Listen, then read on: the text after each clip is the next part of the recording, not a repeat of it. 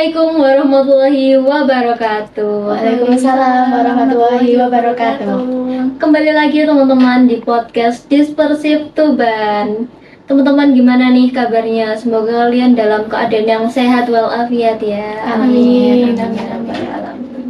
Kali ini kalian bakalan ditemenin sama aku, Siren Salsabila Maizainata, siswi MAN 1 Tuban, selaku host pada podcast kali ini.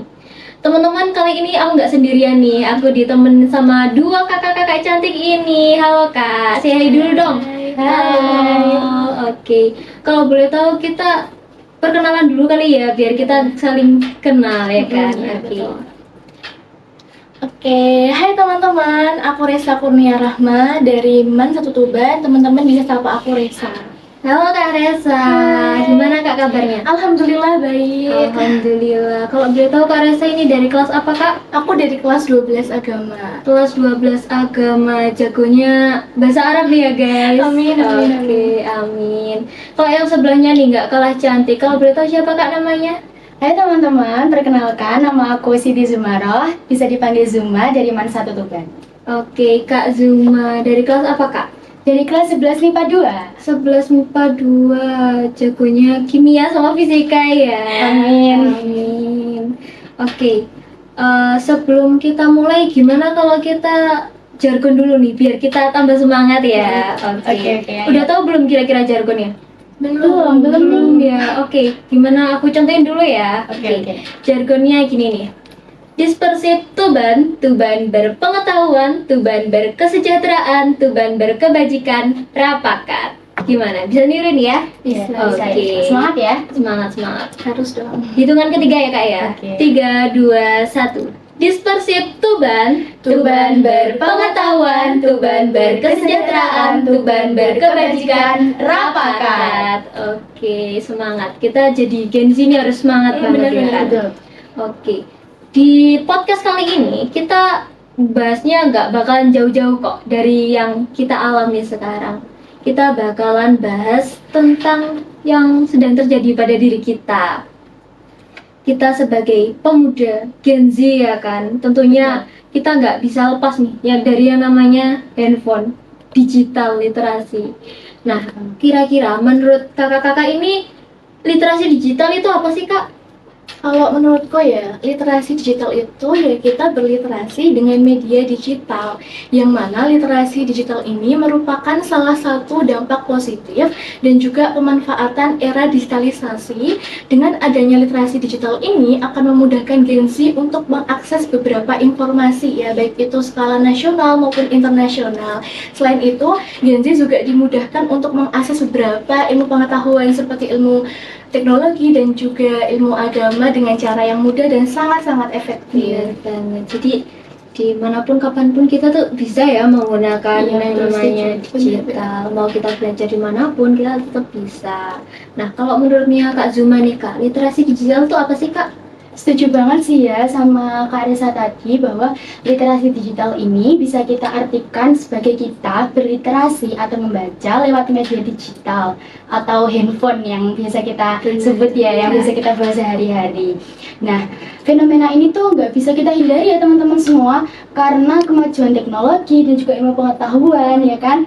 Nah, di samping itu, sebagai pemuda terpelajar atau Gen Z seperti kita harus mengimbangi literasi digital itu dengan akhlak yang baik. Karena nggak bisa dipungkiri nih bahwa literasi digital itu punya sisi negatif dan juga punya sisi positif. Nah, yang negatifnya ini nih yang harus kita imbangi dengan akhlak yang baik supaya kita nggak terjerumus ke bacaan-bacaan yang salah. Benar banget, jadi kita harus tahu nih mana yang baik untuk kita dan mana yang tidak. Dan tentunya sisi positif dan negatif itu kan dampak ya Kak ya. Semua yang kita lakukan pasti memiliki dampak tersendiri. Nah, kira-kira dari literasi digital ini dampaknya untuk para pemuda terpelajar kayak kita itu apa sih Kak? Pastinya banyak banget ya dampak positifnya bagi Gen Z, apalagi yang masih sekolah kayak kita ini nih. Nah, kita tuh jadi gampang menemukan bacaan-bacaan ilmiah yang bisa menunjang tugas-tugas kita di sekolah. Selain itu, bacaan-bacaan yang bersifat akademis juga bisa menunjang nilai kita di sekolah gitu. Itu bisa diakses dengan mudah dan fleksibel sifatnya, dengan sekali klik dimanapun dan kapanpun kita bisa mengakses. Tapi selain itu, ada juga sisi negatifnya nih. seperti bacaan-bacaan yang mengandung unsur sara, pornografi itu mudah banget kita akses. Jadi kita harus pintar memilih dan memilah bacaan yang baik gitu. Oke, jadi intinya kita harus bisa memilih dan memilah ya. Iya, Kalau setuju. Kak Resa gimana Kak? Aku setuju banget sama pendapatnya Kak Zuma ya, bahwasanya pasti literasi digital ini punya banyak sekali sisi positif. Contohnya aja ini, yang kita pakai hari ini ya. Ini merupakan salah satu adanya itu dampak positif dari literasi digital. Jadi pemuda itu harus mengimbangi literasi untuk mengejar perkembangan teknologi di era digitalisasi ini ya. Seperti itu, apalagi literasi digital ini sangat mudah untuk diakses, apalagi sekarang sudah ada AI, ada Google yang membantu para Gen Z untuk memperoleh berbagai macam ilmu pengetahuan. Dan tidak bisa dipungkiri juga ya, bahwa literasi digital ini juga mempunyai dampak negatif seperti yang disampaikan oleh Kak Zuma ya. Dan salah satunya yang kita rasakan hari ini, menurunnya minat baca di kalangan Gen Z, ya kan? Setuju banget. Iya, dan selain itu, menurut aku ya, effort dari Gen Z dan gen-gen sebelumnya tuh sangat jauh berbeda. Tadi kan disebutkan dampak positifnya memberikan kemudahan, tapi kemudahan tadi juga memberikan dampak negatif. Apa itu? Dengan adanya kemudahan tersebut, Gen Z ini kayak males gitu loh untuk berusaha lebih dan lebih. Jadi kayak apa sih, mending kayak gini, lebih enakan kayak gini, lebih simpel, lebih praktis gitu kan. Mau hal yang instan ya. Iya, dengan itu Gen Z itu akan lebih menyukai hal instan dan malas berusaha gitu. Iya, setuju. Selain itu, sebuah hal ya, jika dia tuh mudah untuk diakses, akan semakin banyak opsi-opsi yang akan ditemui ke depannya. Jadi Gen Z ini akan ditemui oleh beberapa opsi nantinya, mau ikut opsi yang positif kah atau yang termasuk negatif kah. Emang benar sih, kayak ilmu pengetahuan, ilmu teknologi itu mudah untuk diakses.